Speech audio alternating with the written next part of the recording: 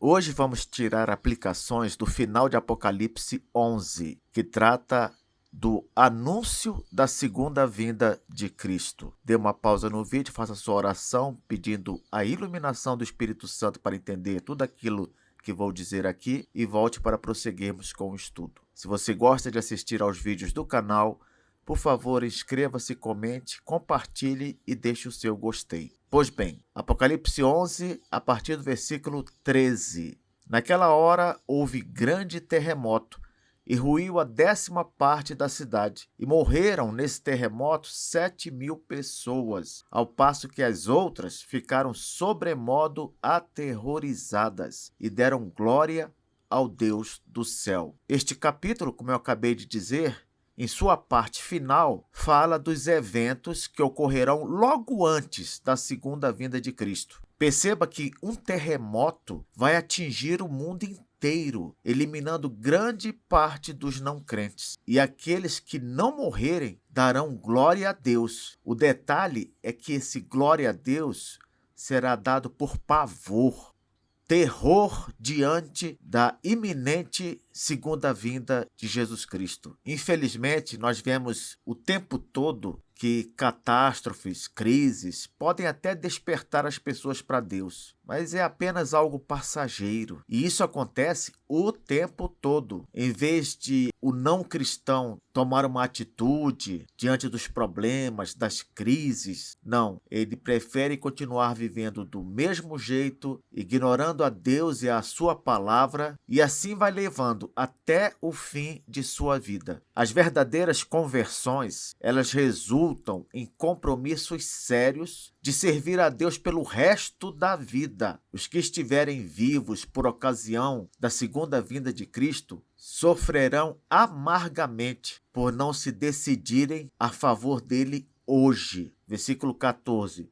Passou o segundo ai, eis que, sem demora, vem o terceiro ai. O segundo ai, é óbvio, corresponde à sexta trombeta. A sexta trombeta, ela trata dos eventos, como eu acabei de falar, que acontecerão logo antes da segunda vinda de Cristo. Se é assim, então o terceiro ai é a 7ª e última trombeta, justamente aquela que vai anunciar a segunda vinda. Esse versículo nos indica que Deus está conduzindo o mundo para o fim. Não devemos esperar uma melhora das coisas, não, pois a tendência é ficar cada vez pior. Então, professor, o que devemos fazer? Cruzar os braços? Não. Cabe-nos apenas lutar pela constante influência do Evangelho neste mundo. Este mundo que vai se deteriorando sem parar. Mas saiba que, se ainda existem valores,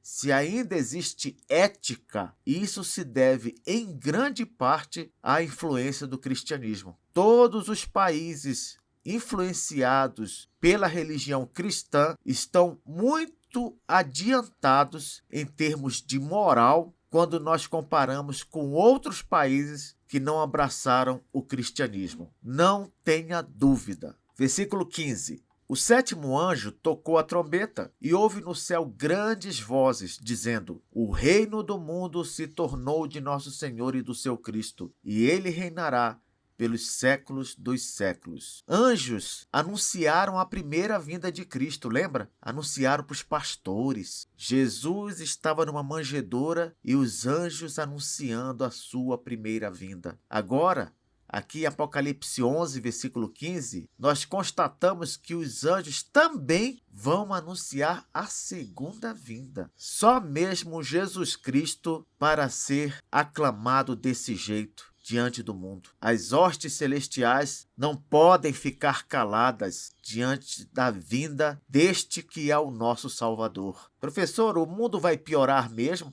Vai sim. Porém, mesmo em meio ao caos, Jesus é rei e tudo terminará sob seu domínio. Ele já governa hoje e quando vier em sua glória, todo o mundo verá de maneira explícita que ele sempre reinou. Olha, meu irmão, minha irmã, em tempos de crise política e moral, como temos vivido nesses dias, você pode confiar. O governo de Deus está firme e permanece sobre tudo e todos. Versículo 16. E os 24 anciãos que se encontram sentados no seu trono diante de Deus, prostraram-se sobre o seu rosto e adoraram a Deus. Quem são os 24 anciãos mesmo? São os crentes que vivem no céu. Esses crentes, assim que os anjos começarem a cantar, anunciando a segunda vinda de Jesus, esses crentes vão se prostrar e adorar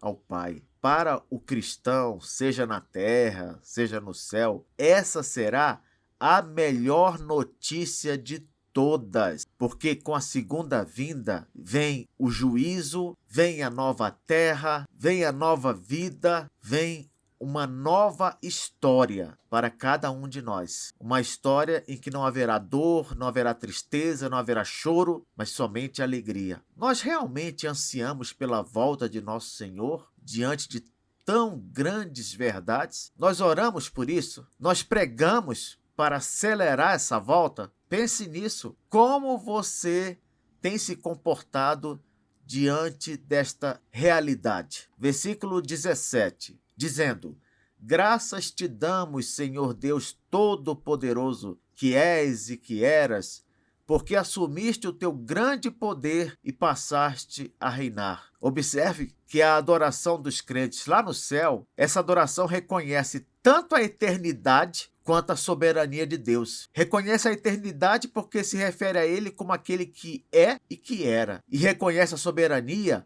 porque diz que ele assumiu o seu grande poder e passou a reinar. A alegria que nós vamos sentir ao ver Deus se manifestando soberanamente neste mundo, de forma explícita, será algo maravilhoso. Não que Deus não reine hoje, é claro que reina, mas muitos não crentes, por não verem esse reinado de forma concreta, explícita, nem mesmo acreditam nele. Nós entendemos que isso acontece porque nós vemos as coisas pela fé. Nós cremos nas verdades da Bíblia. Naquele dia, entretanto, essa verdade se fará visível. Ninguém mais duvidará que Deus reina, porque o próprio Rei vai aparecer diante do mundo. Aproveite, meu irmão, minha irmã, adore a Deus e o reconheça agora, mesmo quando a maior parte do mundo não consegue ver a sua grandeza. Adore porque Ele é digno. No culto mesmo, não fique ali apenas louvando por causa de bênçãos recebidas, mas porque Deus reina agora e sempre. Versículo 18 diz: na verdade,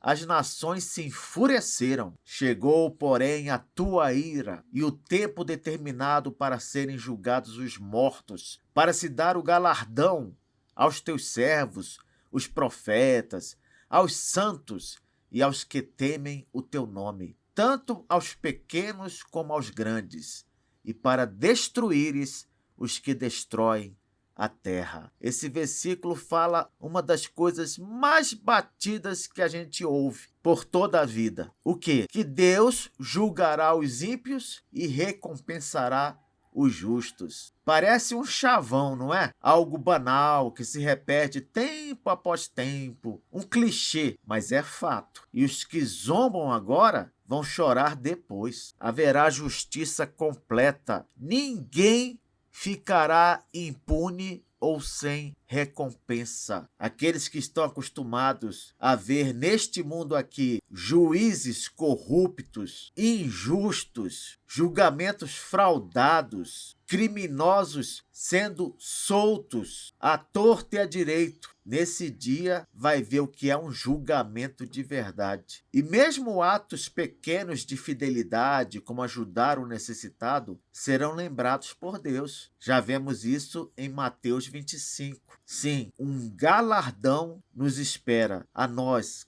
que cremos em Jesus Cristo. Por fim, temos o versículo 19. Abriu-se então o santuário de Deus que se acha no céu, e foi vista a arca da aliança no seu santuário. E sobrevieram relâmpagos, vozes, trovões, terremoto e grande saraivada. Essa visão aí da arca, ela deve nos trazer a ideia da presença de Deus e também de terror para não crentes. Você lembra que no tabernáculo terreno, a arca simbolizou a presença do Senhor entre seu povo? Lembra? Mas a arca não simboliza só a presença de Deus entre os crentes, não. Lá em Samuel, diz que quando a arca foi capturada pelos filisteus, Deus castigou os filisteus com doença, e isso os levou a um desespero tão grande que eles tiveram de devolver a arca. Por quê? Porque enquanto a arca simboliza a presença de Deus entre os crentes, entre os não crentes,